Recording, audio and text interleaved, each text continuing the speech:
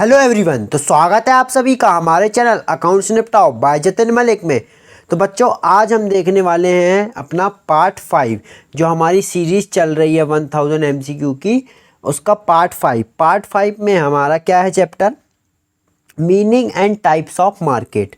इसमें बेटा 3 यूनिट हैं, यूनिट 1, यूनिट 2, यूनिट 3। ठीक है। अप्रॉक्स इसमें अप्रॉक्स क्या पूरे 200 क्वेश्चंस देखेंगे हम सिर्फ स्कैनर के।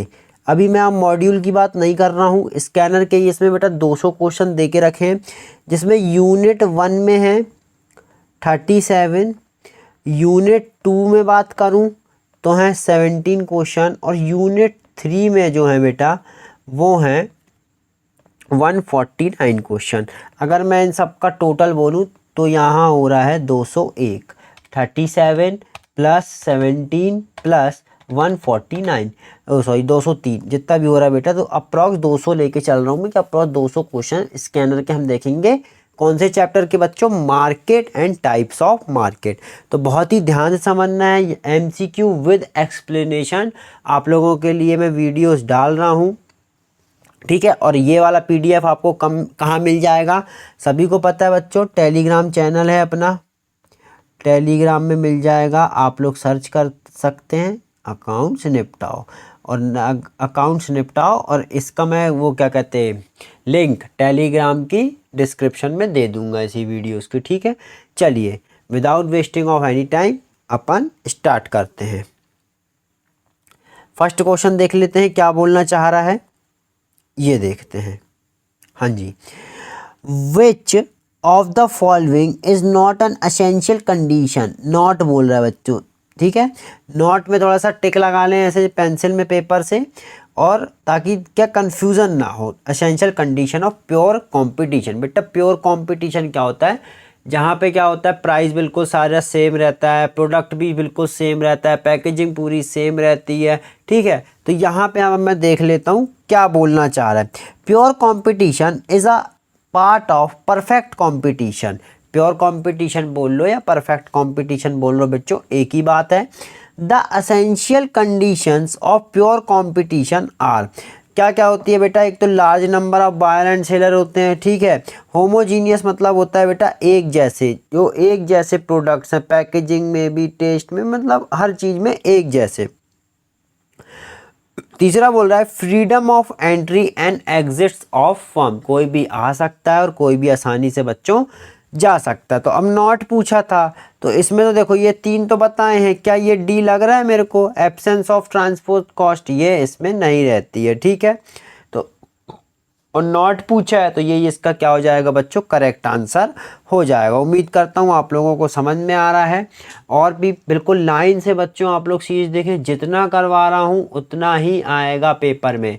और मैक्रो, अभी ये माइक्रो ख़त्म हो जाएगा, मैक्रो का पूरा एक मैराथन डलेगा 5-6 घंटे का। अगर पेपर के पहले पॉसिबल हुआ तो अपन जल्दी से जल्दी कोशिश करेंगे कि डाल दें उसको। ठीक है। 4-5 घंटे का, जितना भी स्पीड में करवा पाऊँगा। दूसरा क्वेश्चन देख लेते हैं बच्चों। Under which of the following form of market structure does a firm has no control. देखो बच्चों, no control over the price of its product. कि जहाँ पे क्या होती है, फर्म प्राइस टेकर होती है, ना कि प्राइस मेकर। प्राइस मेकर कहाँ होगी?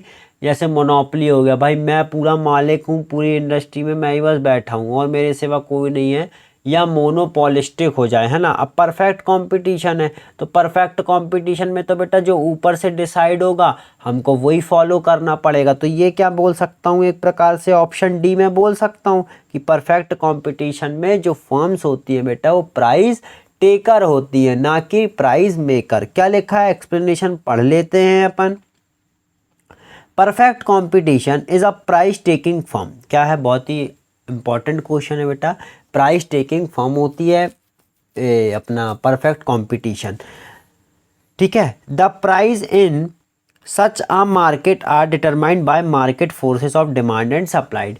मार्केट की डिमांड और सप्लाई देखकर क्या किए जाते हैं? प्राइस डिसाइड किए जाते हैं किसके, इंडस्ट्री के द्वारा, और वही प्राइस सारी फर्म्स को मार्केट में मानना पड़ता है। Neither the buyer nor the seller can influence the buyer influence the prices. कोई में भी इतनी शक्ति नहीं होती है कि वो प्राइजेस को फ्लक्चुएट करे, चाहे वो बायर हो चाहे वो सेलर हो, क्योंकि साफ बोला है लार्ज नंबर ऑफ सेलर भी होते हैं यहाँ पे और लार्ज नंबर ऑफ बायर भी होते हैं। उम्मीद करता हूँ आप लोगों को बहुत ही अच्छे से समझ में आया होगा। आगे बढ़ते हैं बच्चों, क्वेश्चन नंबर 3 देख लेते हैं हम अपना क्या बोलना चाह रहा है क्वेश्चन नंबर 3 में। अंडर मोनोपोली, मोनोपोली होता है बेटा जहाँ पे होता है सिंगल सेलर, क्या होता है, सिंगल सेलर होते हैं और मैनी बायर्स होते हैं। ठीक है, सबसे बड़े इसकी यही है करेक्टरिस्टिक्स, क्या मोनोपोली मार्केट में सिंगल सेलर होता है और बहुत सारे बायर होते हैं। तो under monopoly price discrimination depends upon elasticity of demand for commodity. देखो बेटा एक सेलर है, अब मैं ये बोल सकता हूँ कि एक सेलर है तो प्राइस डिस्क्रिमिनेशन वो अलग अलग मार्केट में अलग अलग कर सकता है। ठीक है, डिस्क्रिमिनेशन मैंने कहा एक है मार्केट ए, मार्केट बी, मार्केट सी, वो यहाँ 50 में बेच रहा, यहाँ 60 में बेच रहा, यहाँ 200 में बेच रहा, किसी को क्या पता चलेगा। तो देख रहे हो इलास्टिसिटी कितनी ज़्यादा बेटा, कि यहाँ पे ऊपर नीचे हो रही है, फ्लक्चुएट हो रही है एकदम से। तो क्या बोल रहा है, monopoly has a feature of price discrimination that is charging different price from different customers. समझ रहे हो, क्योंकि सिंगल सेलर है ना बेटा इसलिए वो राजा है। समझो मोनोपोली में एक सिंगल सेलर है इसलिए वो राजा है, वो किस ए मार्केट में अलग चार्ज कर सकता है, बी में अलग, सी में अलग। समझ रहे हैं आप लोग। It's depend upon the elasticity of demand of various customers, अलग अलग कस्टमर्स से अलग अलग प्राइस ले रहा है। Difference in elasticity forces the monopolistic to charge different price from different customer. तो यहाँ पे क्या होगा बेटा, elasticity of demand for commodity. समझ गए, उम्मीद करता हूँ आप लोगों को अच्छे से समझ में आ गया होगा। 7th वाला देख लेते हैं बच्चों। 7th क्या बोलना चाह रहा है, firm in monopolistic market are. देखो मोनोपोलिस्टिक मार्केट में जैसे मैंने बताया प्राइस मेकर, प्राइस मेकर कहाँ होती हैं, जैसे मोनोपोली हो गया, मोनोपोलिस्टिक हो गया, प्राइस टेकर पढ़ाया ना, प्राइस टेकर कहाँ होंगी बेटा, परफेक्ट कंपटीशन में। ठीक है, और बाकी सब में क्या होंगी, प्राइस मेकर होंगी। ऐसे याद रखो, बाकी सब में क्या होंगी, प्राइस मेकर होंगी। वो अपना खुद प्राइस डिसाइड करेंगी और अपना प्रोडक्ट मार्केट में सेल करेंगी। 8th वन देख लेते हैं बेटा, market which have two firms are known as. देखो नाम से ही पता चल रहा है डुओ, जिसमें क्या होती है, सिर्फ 2 फर्म होती है बेटा, ऐसा मार्केट कहलाता है डुओपोली मार्केट। इसकी डेफिनेशंस आप लोग इसमें रीड कर सकते हैं। आगे बढ़ते हैं बेटा क्वेश्चन नंबर 9 की तरफ।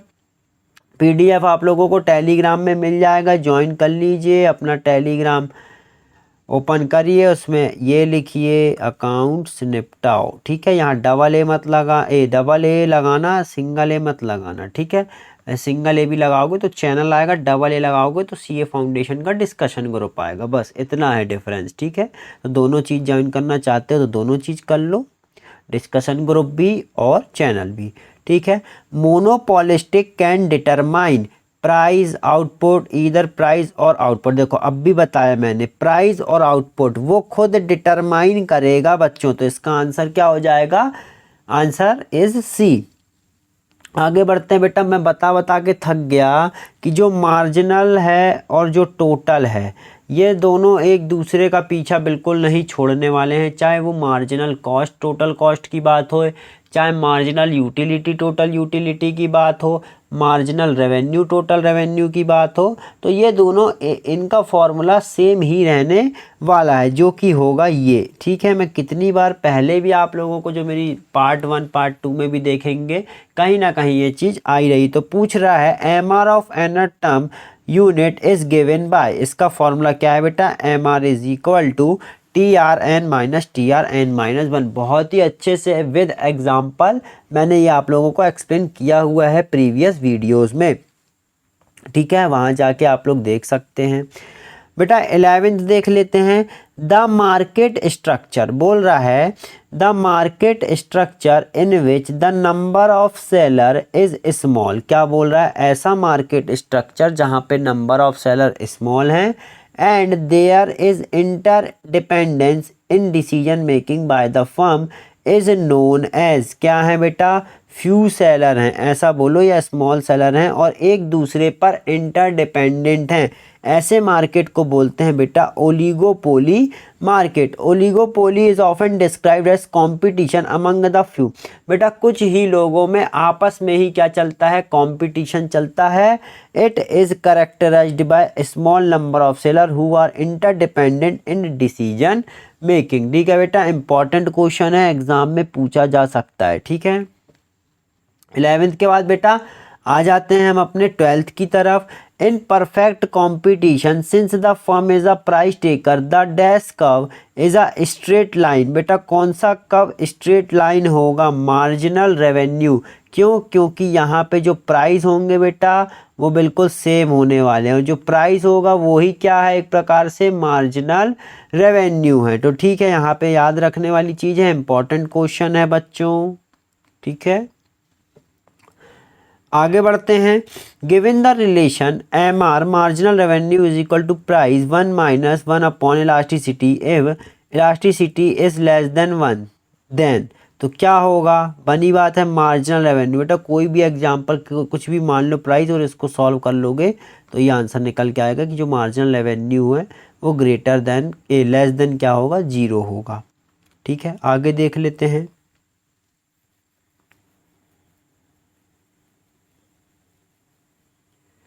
प्राइस चाहे माइनस में करके देख लो, प्लस में करके देख लो, आप लोगों को पता चल जाएगा। 14 देख लेते हैं बच्चों, क्या बोल रहा है, for uh discriminating monopolistic the condition for equilibrium is. अब ये इतनी बड़ी पंचायत लिखी है, ठीक है, मैं समझा रहा कि इसका मतलब क्या है। For a discriminating monopolistic the condition for equilibrium is.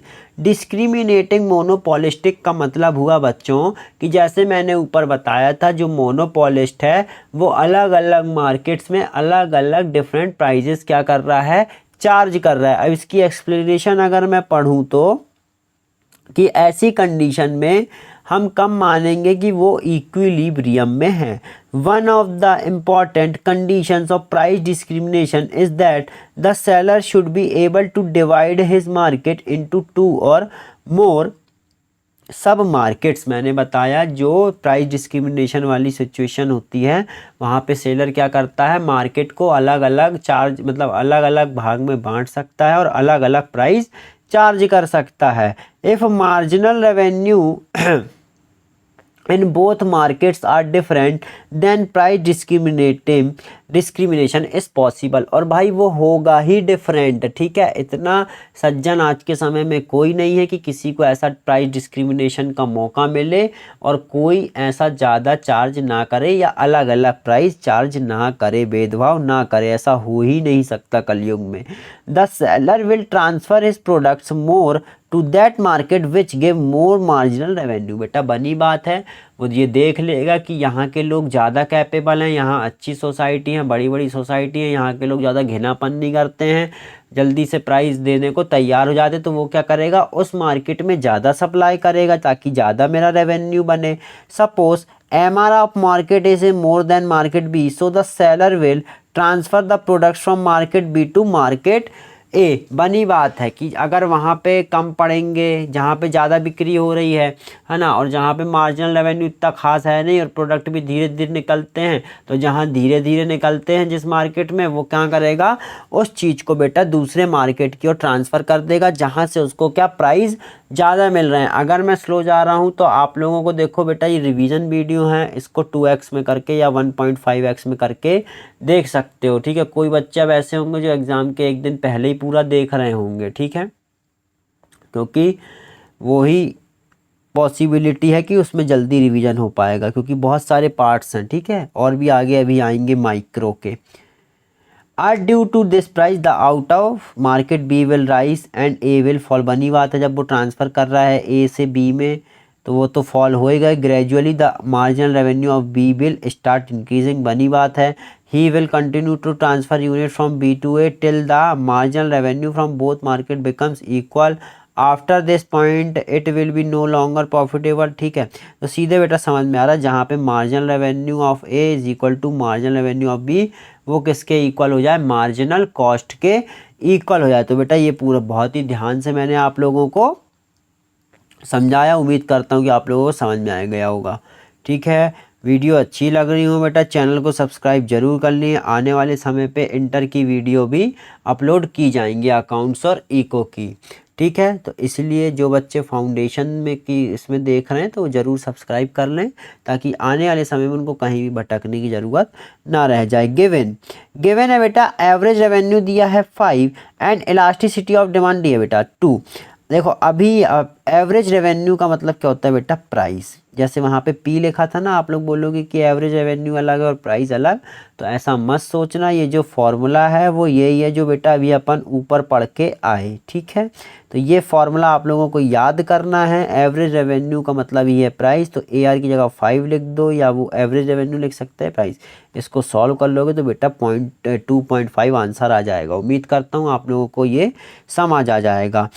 Explanation number 17, question number 17 बच्चों क्या बोल रहा है, if a seller obtains ₹3000 after selling 50 units, क्या किया, 50 यूनिट को बेच के कितने 3000 रुपये मिले, and 31,000 after selling 52 unit, then marginal revenue will be. बहुत ध्यान से देखना है बेटा, मैंने आप लोगों को बताया है कि जो टोटल का जो मार्जिनल होता है, एक तो बेटा हमेशा याद रखो मार्जिनल में जो है ना सक्सेसिव यूनिट्स चलती हैं, तभी जब जैसे एक के बाद दो, दो के बाद तीन, जैसे एक में था 1000, दो में था 5000, फिर था यहाँ पे 8000, जब ऐसी सक्सेसिव चलेंगी, मान लो टोटल कॉस्ट थी या रेवेन्यू था, तभी आप लोगों को यहाँ माइनस करना है जब यहाँ पे सक्सेसिव रहे।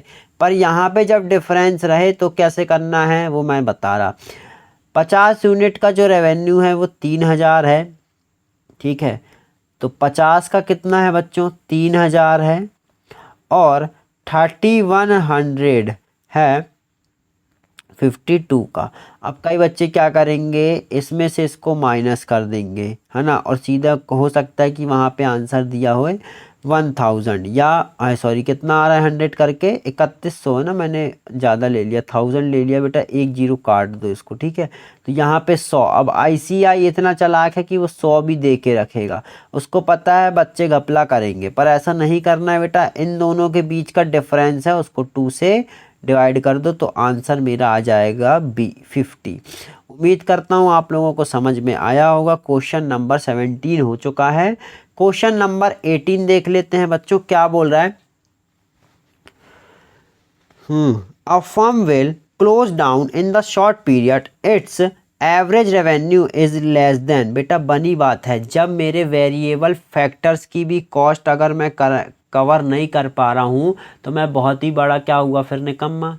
बनी बात है भाई, आप अपने वेरिएबल फैक्टर्स की भी कॉस्ट नहीं अगर कवर कर पा रहे हो तो आपको तो वही करना पड़ेगा कि बंद कर दो, क्यों फर्म चला रहे हो। ठीक है, अगर आप लेबर का खर्चा नहीं निकाल पा रहे हो और आपको उसके आने से नुकसान हो रहा है, तो इससे सही है कि आप बंद कर दो। ठीक है, तो क्या होता है, आ फर्म विल क्लोज, अगर शॉर्ट पीरियड में फर्म क्लोज कब हो जाएगी, जब जो रेवेन्यू है मतलब जो प्राइस है बेटा, अभी मैंने आप लोगों को यहाँ पीछे बताया कि जो प्राइस है वो क्या हो जाए, एवरेज वेरिएबल कॉस्ट भी कवर ना कर पाए, मतलब प्राइस ज़्यादा हो जाए, ओ सॉरी प्राइस से ज़्यादा कॉस्ट आने लग जाए, और कौन सी कॉस्ट, वेरिएबल, और कैसी, एवरेज वेरिएबल ज़्यादा हो जाए। ठीक है, तो जब प्राइस 10 रुपये और एवरेज कॉस्ट मुझे पड़ रही है वेरिएबल की 12 रुपये, तो 2 रुपये का नुकसान क्यों उठाऊं मैं, इससे सही मैं क्या कर दूंगा, शट डाउन कर दूंगा। ठीक है, आगे बढ़ते हैं बच्चों 19 की तरफ।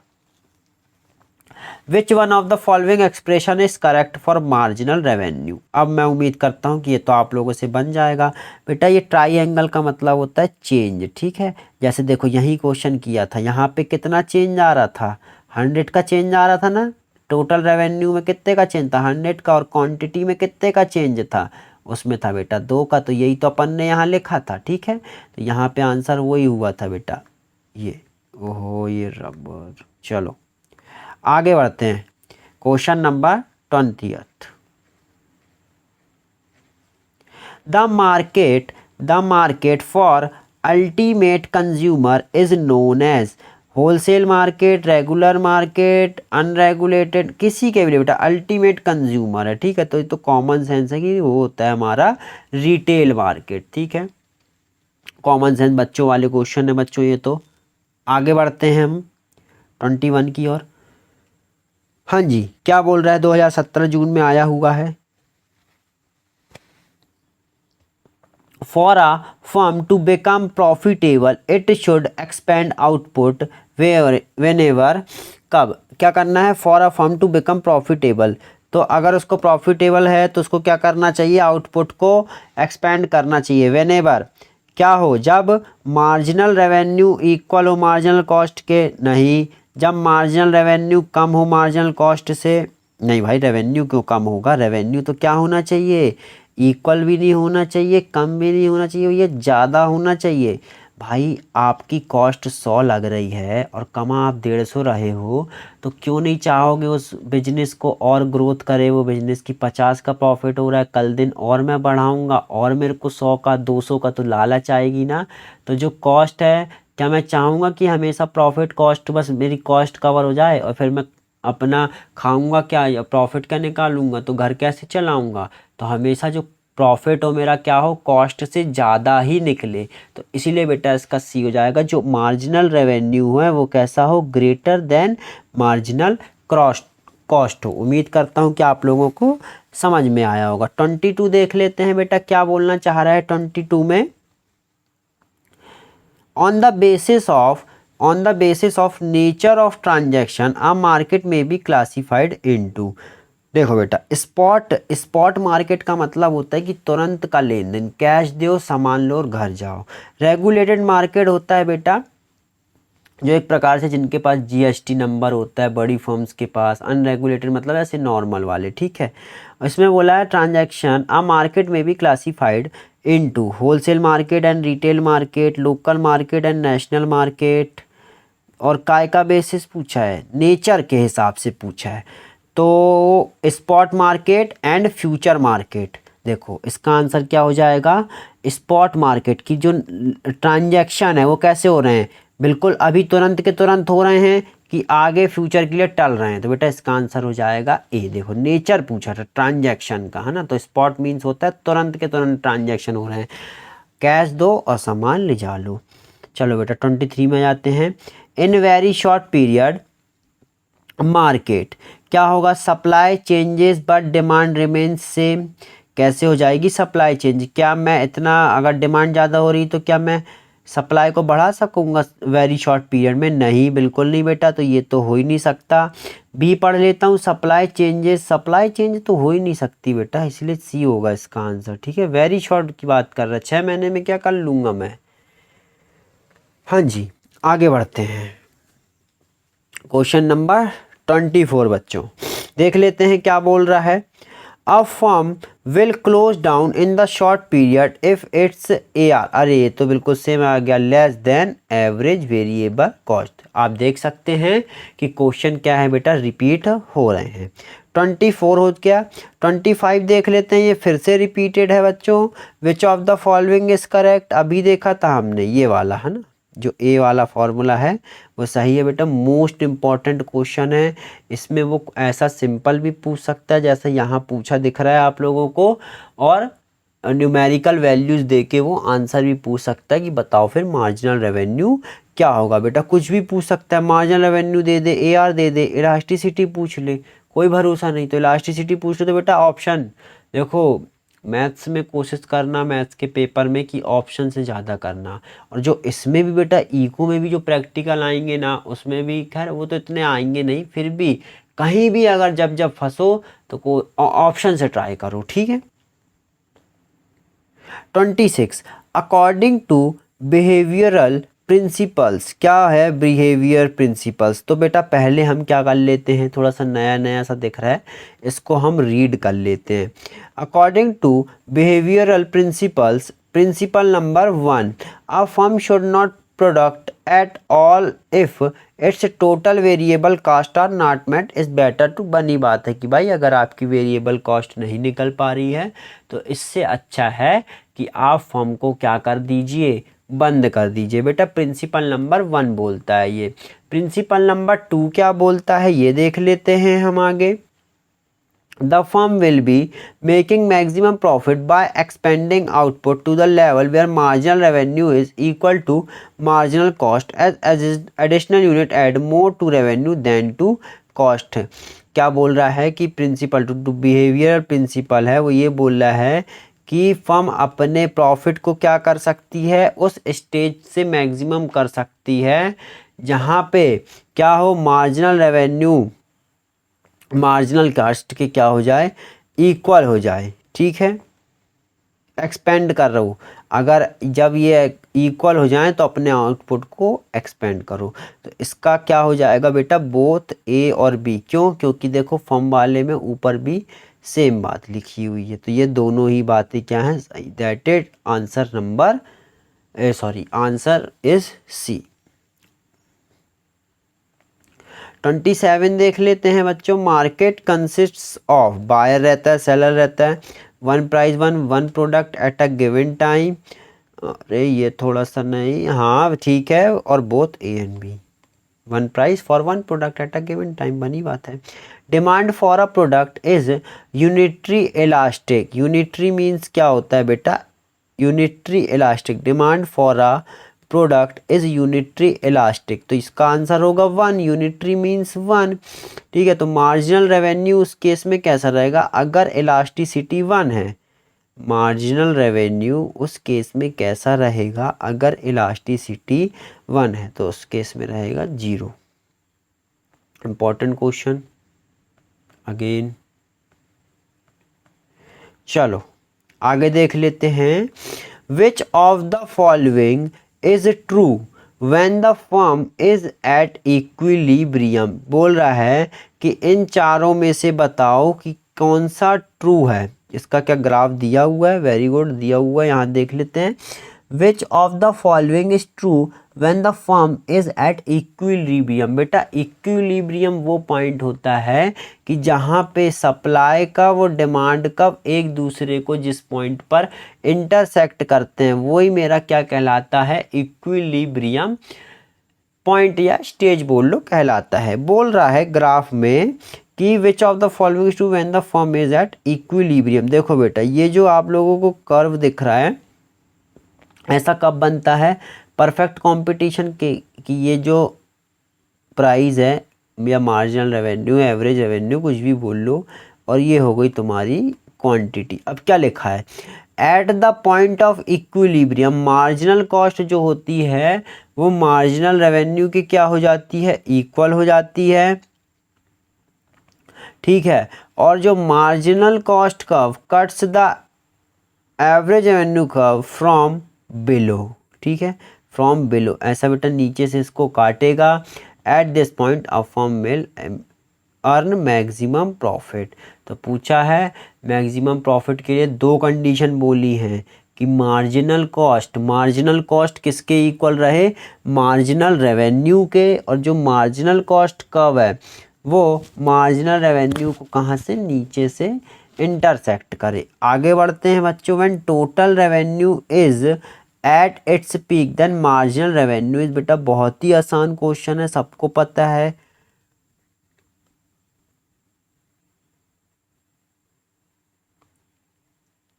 ठीक है, जब भी टोटल रेवेन्यू मैक्सिमम होगा मार्जिनल रेवेन्यू 0 होगा। चाहे ये रेवेन्यू की बात कर लूँ बच्चों मैं, चाहे कॉस्ट के रिस्पेक्ट में कर लूँ, चाहे यूटिलिटी के रिस्पेक्ट में कर लूँ। ठीक है,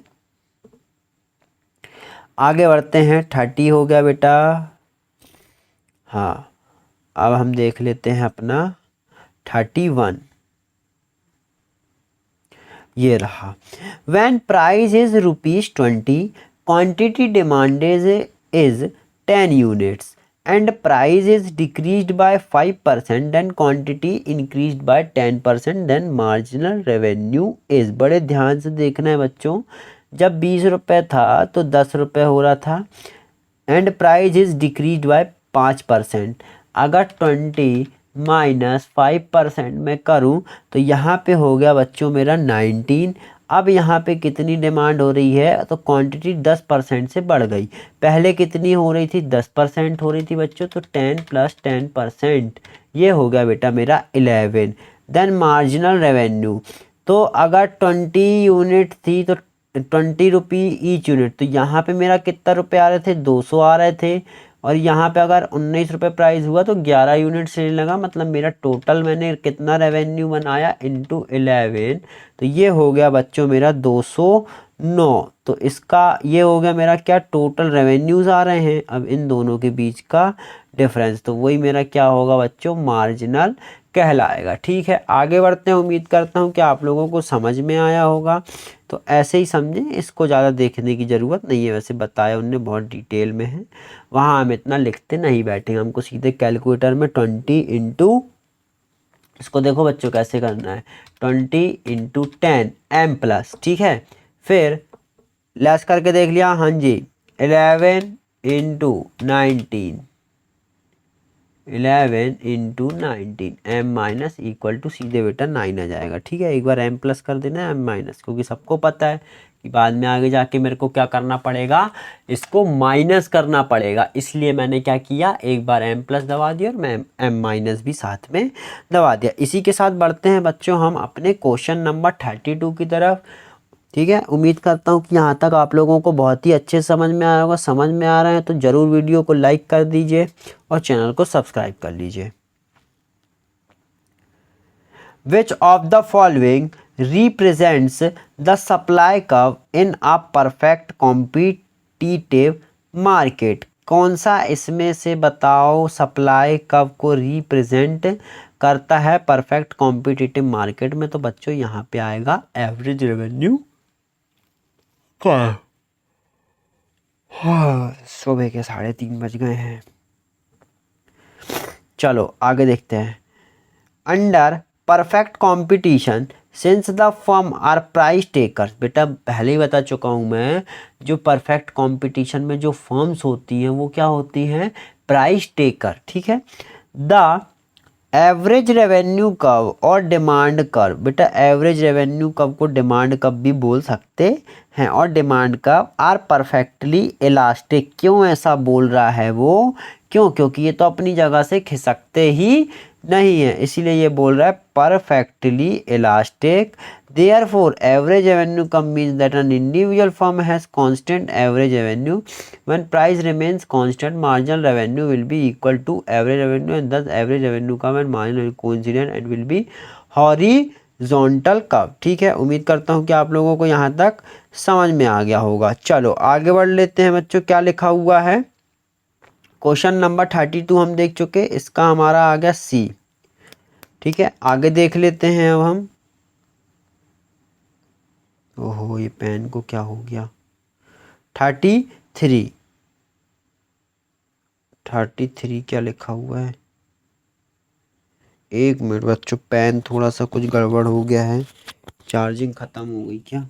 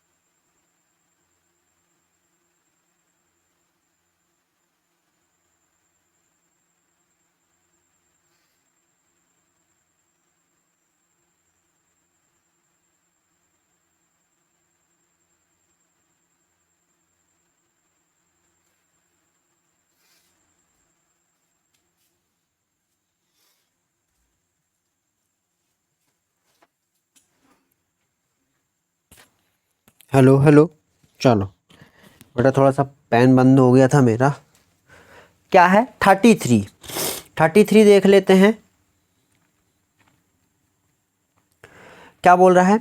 व्हेन टी आर इज, क्या है ये, T R is maximum then M R is zero. बनी बात है, इसको लिख लो। ये यहाँ पे आप लोग देख सकते हैं। आगे बढ़ते हैं बच्चों, 33 के बाद 34 देख लेते हैं। Dash is also called a free market as there are no stipulation on the transaction. जहाँ पे कोई भी स्टिपुलेशन नहीं होते बेटा, वो अनरेगुलेटेड होता है। जो रेगुलेटेड होता है वहाँ पे बहुत ही ज़्यादा रिस्ट्रिक्शंस होते हैं, किसके द्वारा, सरकार के द्वारा लगाए जाते हैं कि नहीं ऐसा नहीं करो, वैसा नहीं करो, बहुत सारे नियमों का पालन करो, तभी आप अपने इस फर्म को या कंपनी को क्या कर सकते हो, रन कर सकते हो। चलो 34 हो गया। 35 देख लेते हैं बच्चों, है ना। और ये आप लोग इसकी मीनिंग पढ़ लीजिए, टेलीग्राम में आप लोगों को पीडीएफ मिल जाएगा, लिंक डिस्क्रिप्शन में दी गई हुई है। 35 देख लेते हैं। In this market transaction involve contract with a promise to pay and deliver goods at some future date. तो बनी बात है बेटा पढ़ने से कि जब तुमने फ्यूचर मार्केट है, ठीक है, अब क्या है, दोनों पार्टी में क्या होगा बेटा, प्रॉमिस हो गया कि हम क्या करेंगे, पैसा आपको सम कोई ऐसी फ्यूचर डेट डिसाइड कर ले। जैसी फ्यूचर डेट आ गई तो वो अभी स्पॉट ट्रांजैक्शन है ही नहीं, वो कैसा ट्रांजैक्शन कहलाएगा बच्चों, फ्यूचर वाला ट्रांजैक्शन कहलाएगा। आगे बढ़ते हैं बच्चों इसी के साथ, क्वेश्चन नंबर 36 देख लेते हैं। A firm reaches it's shut down point. बेटा कितनी बार बता चुका हूँ, जब जो प्राइस है वो लेस देन हो जाए एवरेज वेरिएबल कॉस्ट से, कि जो फर्म है वो अपनी एवरेज वेरिएबल कॉस्ट भी नहीं निकाल पा रही है, जबकि उसका प्राइस क्या हो चुका है, कम हो चुका है। तभी तो जब प्राइस कम होगा तो रेवेन्यू कहाँ से बेटा मिलेगा। तो इसका ऑप्शन हो जाएगा बेटा ए 36। अब देख लेते हैं बेटा यूनिट 1 का हम अपना लास्ट क्वेश्चन, दैट इज 37। क्या बोलना चाह रहा है, demand of goods increases from 15 units to 16 units, a price decreases from 40 to 38, what will be marginal revenue of 16 units। तो क्या करेंगे बेटा, सबसे पहले इन दोनों का मल्टीप्लाई, इन दोनों का मल्टीप्लाई, जितना भी आएगा फिर इसमें इसको माइनस, तो ये हो जाएगा 8। उम्मीद करता हूँ कि ये तो पहले ही मैं आप लोगों को बता चुका हूँ बेटा। इसी के साथ हमारी जो यूनिट 1 है बेटा वो यहाँ पे होती है कंप्लीट। अब मतलब जो हमारे 37 क्वेश्चन है वो कंप्लीट हो जाते हैं, डन डन डन डन। अब हम अपने बढ़ रहे हैं यूनिट 2 की तरफ। ठीक है बच्चों, देख लेते हैं यूनिट 2 में क्या बोल रहा है। फर्स्ट क्वेश्चन ये बेटा आ चुके हैं यूनिट 2, इसमें है बेटा हमारे 17 क्वेश्चन देखने हम। ठीक है, आगे बढ़ते हैं। हाँ जी, फर्स्ट क्वेश्चन क्या बोल रहा है, for maximum profits the condition is. क्या करना है, ये देखो यहीं से मैंने बताया था ना, अरे ऊपर ही तो बताया तो बन जाएगा। इक्विलिब्रियम क्या होता है, यहाँ जहाँ पे दोनों चीज़ों का सहारा लिया जाता है, ये डिमांड और सप्लाई जो बनती है मिलके, तो यहाँ पे दोनों के थ्रू निकाला जाता है, डिमांड के थ्रू और सप्लाई के थ्रू। किसी ये नहीं कि किसी एक का सहारा लेके ये चीज़ की जा रही है बेटा, दोनों का सहारा लिया जाता है। ठीक है, इसी के साथ बच्चों आगे बढ़ते हैं हम अपना थर्ड वन इज देख लेते हैं। हाँ जी, क्या बोल रहा है, if price is forced to stay below equilibrium price then consequently it can be said that. क्या है, express supply exit, excess demand exit, इधर ए और बी, नेदर ए और बी। देख लेते हैं कि बोल रहा है प्राइस को क्या बोला जा रहा है कि इक्विलिब्रियम प्राइस के क्या रहो, नीचे रहो, तो क्या फ़र्क आएगा बेटा। देखो ये जो मेरा आया ये इक्विलिब्रियम प्राइस आया, ठीक है, ये जो आप लोगों को दिख रहा है ना ये इक्विलिब्रियम प्राइस है। अब इनने कहा इसके नीचे रहो, तो इसके नीचे मतलब ये, फिर मैंने एक और ग्राफ बनाया ये वाला, तो आप लोग ये देख सकते हो यहाँ भी सेम डिफरेंस है और यहाँ भी मेरे को सेम डिफरेंस देखने को मिल रहा है। तो क्या हुआ, एक्सेस डिमांड एग्जिट्स। अब ये कैसे बोल रहा है एक्सेस डिमांड एग्जिट्स? क्यों? क्योंकि पहले क्वांटिटी थी ये, अब है क्वांटिटी ये। समझ गए बात को कि प्राइस के गिरने से क्वांटिटी में क्या आया बेटा? बढ़ोतरी हुई। ठीक है, क्वेश्चन नंबर 4 देख लेते हैं बच्चों। An increase in supply with unchanged demand leads to. क्या हो रहा होगा बेटा जब क्या हो रही है? An increase in supply with unchanged demand leads to. डिमांड में तो बेटा कोई चेंज ही नहीं आ रहा है ना? तो क्या हो रहा होगा? Price rise in price and fall in quantity. अरे क्वांटिटी बढ़ती तो फिर वो अनचेंज क्यों लिखता? फॉल तो देखो ना, तो ये फॉल क्वांटिटी पे ध्यान दो क्योंकि क्वेश्चन में क्या लिखा है? अनचेंज।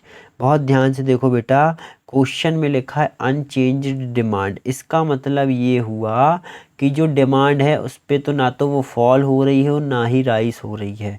ठीक है, अब देखो यहाँ लिखा है फॉल हो रही है, यहाँ लिखा है दोनों चीज़ें फॉल हो रही हैं यहाँ राइस इन बोथ नहीं। तो सिर्फ क्या आएगा बेटा यहाँ पे? Option number D, that is. थोड़ा सा कोई कलर दूसरा लें क्या? अब चलो रेड ही लेने दो। Fall in price and rice in quantity. ठीक है,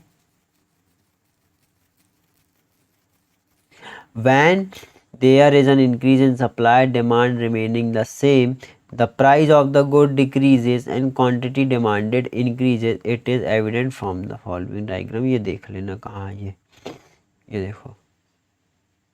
अगर मैं इसको समझाऊं तो बड़े ध्यान से देखो बेटा। इंक्रीज, बड़े ध्यान से देखो इसको ना, मैं समझाता हूँ क्योंकि ये है इम्पोर्टेंट क्वेश्चन।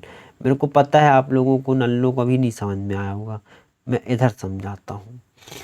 देखो क्या हो रहा है, ये है मेरा ग्राफ, बड़े ध्यान से देखो। ये सप्लाई, ये डिमांड, बड़े ध्यान से है बच्चों।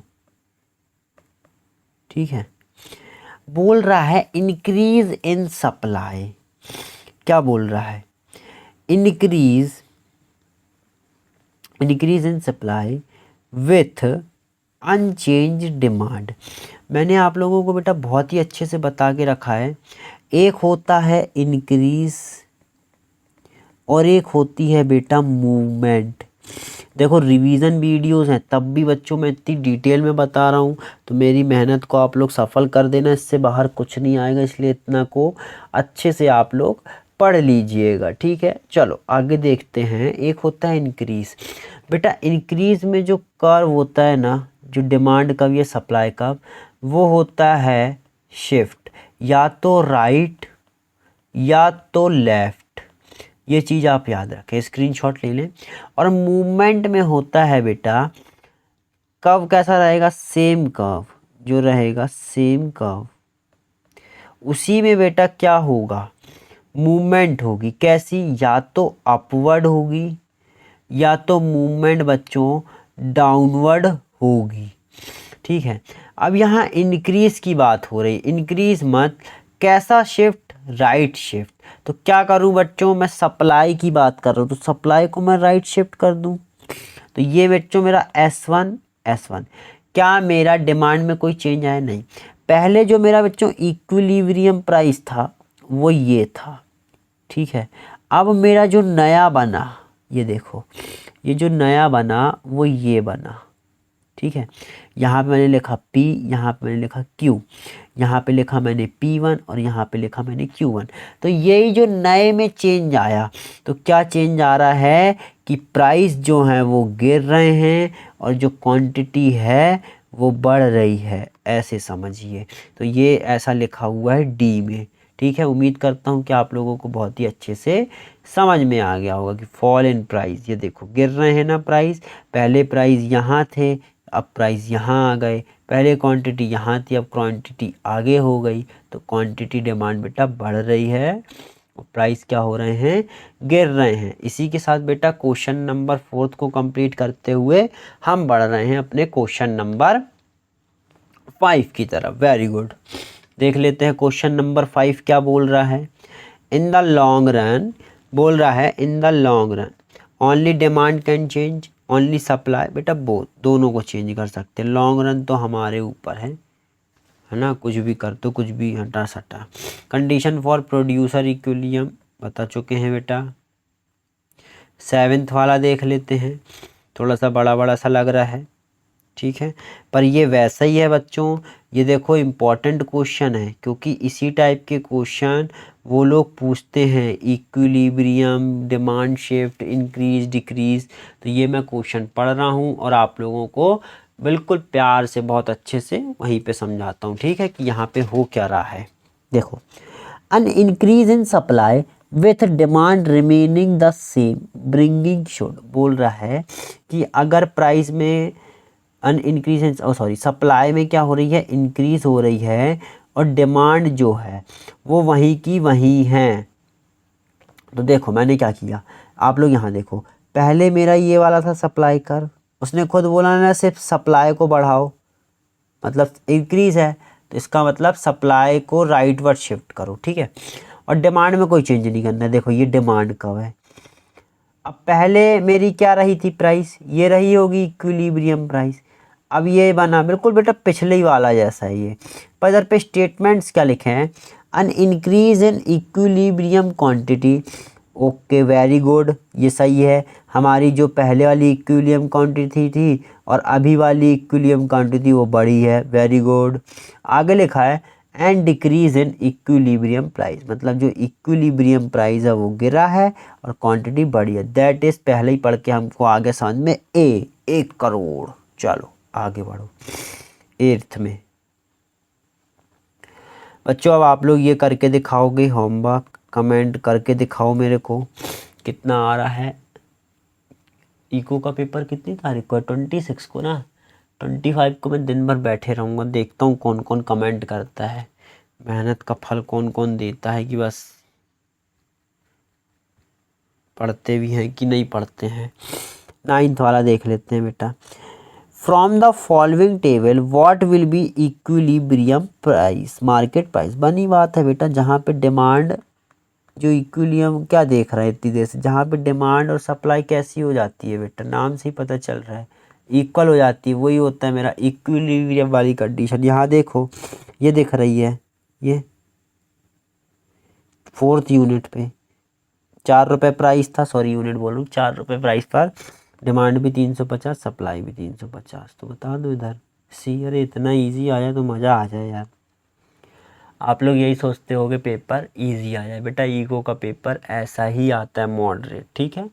अगर कोई क्वेश्चन आपके लिए कठिन है तो वो सामने वाले के लिए भी कठिन है, ऐसा मत सोचो, और ना ही उसको लेके बैठो, ना ही उसको चक्कर में डिप्रेशन में जाओ। बहुत से क्वेश्चन ऐसे आते हैं जो बिल्कुल स्ट्रेट फॉरवर्ड रहते हैं स्कैनर और मॉड्यूल से, ठीक है, तो इसलिए इतनी टेंशन नहीं लेनी है, जितना बन रहा है भाई हम तो उतना ही करेंगे और उतने ही में मार्क्स अपने बढ़ा लेंगे। इको हमारा कैसा है, स्कोरिंग सब्जेक्ट है, ठीक है बच्चों। आगे बढ़ते हैं बच्चों इसी के साथ क्वेश्चन नंबर 10th की तरफ, देख लेते हैं क्वेश्चन नंबर 10th क्या बोल रहा है जी। If the price of a commodity is fixed, बोल रहा है जो प्राइस है कमोडिटी की वो फिक्स्ड है, then with every increase in its sold quantity the total revenue will, है ना, क्या हो रहा है, then with every increase in its sold quantity. मान लेते हैं बेटा प्राइस तो है 100, पर क्या है, पहले क्वांटिटी हो रही थी 20, अब क्वांटिटी मांगी जा रही है 21। अगर 1 से भी बढ़ रही है क्वांटिटी तो आप खुद बताओ सीधा सीधा कितना, 100 का चेंज आएगा, क्योंकि 1 यूनिट का प्राइस कितना है 100, तो प्राइस तो क्या होंगे बेटा इनक्रीज। तो पहली बात तो निकल के आई कि यहाँ पे आएगा मेरा इनक्रीज, ठीक है, क्योंकि क्वांटिटी डिमांडेड में चेंज आ रहा है। And the marginal revenue will, marginal revenue कैसा रहेगा बेटा, रिमेन अनचेंज। अब देखो कैसे, 100 इंटू 20 कितना हुआ, आप बताओ, ये हुआ मेरा जी 2000, ठीक है, और फिर उसके बाद ओहो, तो इसका आंसर हो जाएगा बी, पेन को क्या हो रहा है। इफ सप्लाई डिक्रीजेस, क्या सप्लाई डिक्रीज हो रही है and demand remains constant then equilibrium price. देखो बेटा फिर से फटाक से ना यही बना लो, ये है मेरा इक्विलिब्रियम प्राइस। क्या बोला है इनने, सप्लाई डिक्रीज, तो सप्लाई कम मेरा ये है, ये डिक्रीज मतलब फटाक से यहाँ बना लो, ठीक है। ये हो गया मेरा S1, ये हो गया मेरा D, यहाँ हो गया D। देखो रिमेन्स कांस्टेंट, डिमांड कैसी है, कांस्टेंट, देन इक्विलिब्रियम प्राइस।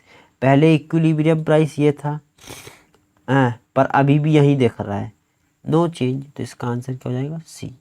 देख लेते हैं, अरे A क्यों बोल रहा है, demand remains constant there will be excess demand in the economic and in order to meet the demand the price of the commodity will rise. अरे पर इधर तो क्या है, डिक्रीज हो रही है ना supply and demand in constant then equilibrium price will be. सही तो बनाया है ग्राफ अपन ने, कुछ गड़बड़ हुआ क्या, थोड़ा टेढ़ा मेढ़ा बन गया क्या।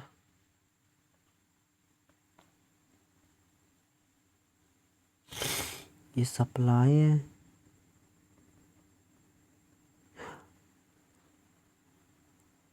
हाँ बेटा नहीं, ये देखो यहाँ काट रहा है ना, ओ सॉरी बेटा मैंने ध्यान नहीं दिया, सॉरी गलती हो गई, मेरी गलती, माय मिस्टेक, मैंने ध्यान नहीं दिया कि वो इंटरसेक्ट कहाँ कर रहा है, सॉरी ये गलत है, ठीक है। इधर पे सी नहीं आएगा, सी नहीं आएगा बच्चों, बता रहा क्या आएगा, देखो यहाँ काट रहा है, जैसे इसने यहाँ काटा था, अब ये यहाँ काट रहा है, तो क्या हो रहे हैं, इक्विलिब्रियम प्राइस, यहाँ प्राइस देते हैं ना, पहले मैं यहाँ था अब यहाँ पहुँच गया हूँ, तो बढ़ रहे हैं बेटा, इसका आंसर ए होगा। सॉरी बच्चों, 12th वाला देख लेते हैं। बोलना चाह रहा है अकॉर्डिंग टू पीगू, ओहो Pigou first degree price discrimination charges price to individual capacity. बेटा ये इम्पोर्टेंट है, याद रखने वाला क्वेश्चन है, ठीक है। आगे बढ़ते हैं। हाँ, what is the shape of monopolistic average revenue curve. Monopolistic में बेटा वो क्या होते हैं, प्राइस बताओ ना, प्राइस मेकर की टेकर, कमेंट में बताओ। वो होते हैं प्राइस मेकर, ठीक है। तो ना तो किसी भी एक्सेस के वो पैरेलल नहीं रहेंगे, तो सीधा देख के समझ में आ रहा है, falls from left to right, ठीक है। आगे बढ़ते हैं, 14th देख लेते हैं। What is the shape of perfectly competitive average revenue. बेटा एवरेज रेवेन्यू, ठीक है, ये होता है एवरेज रेवेन्यू, ठीक है। मार्जिनल भी बोल लो, डिमांड का भी बोल लो, और इसी को प्राइस भी बोल लो, ठीक है। ये कैसा है, पैरेलल टू ये वाई एक्सिस और ये एक्स एक्सिस, ये किसके पैरेलल आ रहा है, एक्स एक्सिस के बच्चों। 15th देख लेते हैं, देख रहे हो कितने इजी क्वेश्चन। मोनोप्सोनी मीन्स होता है बेटा जहाँ पे सिर्फ एक बायर हो, और ड्यूपोली मतलब जहाँ पे दो सेलर हो, ठीक है। ड्यूओपोली अपन अभी पीछे पढ़े थे ना, ड्यूपोली ऐसा करके, तो बेटा याद रखना जहाँ पे दो सेलर हो, ठीक है। आगे बढ़ते हैं, 16th वाला देख लेते हैं। When increase in demand is equal to increase in supply, बेटा दोनों सेम प्रोपोर्शन में बढ़ रही हैं, and equilibrium price remains constant, then what about equilibrium quantity. देखो बच्चों ये थी मेरी सप्लाई, ये डिमांड और ये सप्लाई, पहले मेरा इक्विलिब्रियम प्राइस यहाँ था, ठीक है। फिर दोनों को सेम क्वांटिटी पे क्या करना है, when increase in demand is equal to increase in supply, दोनों को यहाँ पे ऐसा देखना, यहाँ जो गैप हो सेम हो, ठीक है।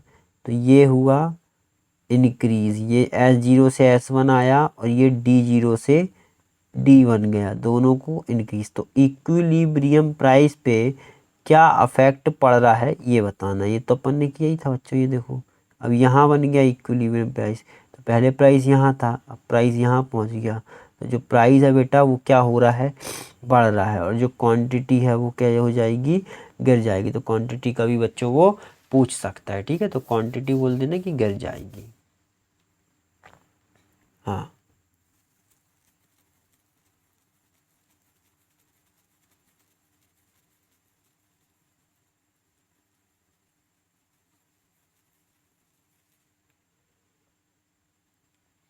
अब बेटा यूनिट 3 है इसके बाद, पर यूनिट 2 का हम लास्ट वाला ख़त्म करते हैं इसको, फिर यूनिट 3 के लिए पूरी एक स्पेसिफिक वीडियो पूरी डाल देंगे, जितने भी 1-1.5 घंटे में होगा।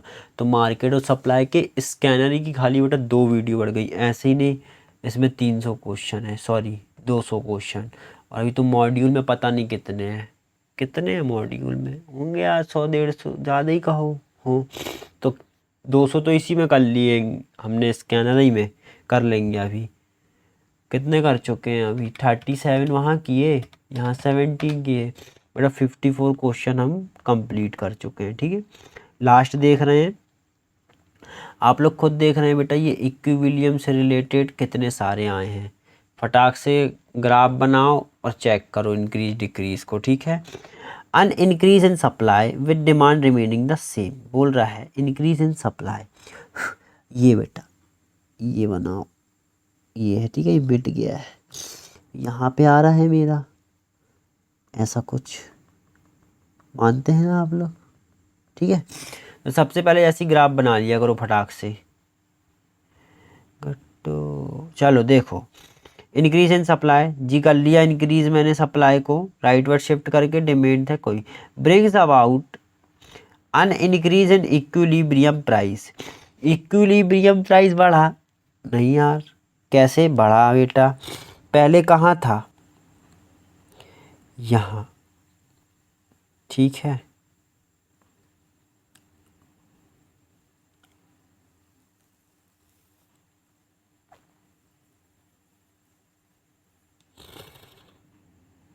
कुछ इस टाइप का, जो इक्विलिब्रियम प्राइस था पहले यहाँ था, सप्लाई मैंने इंक्रीज करी, तो जो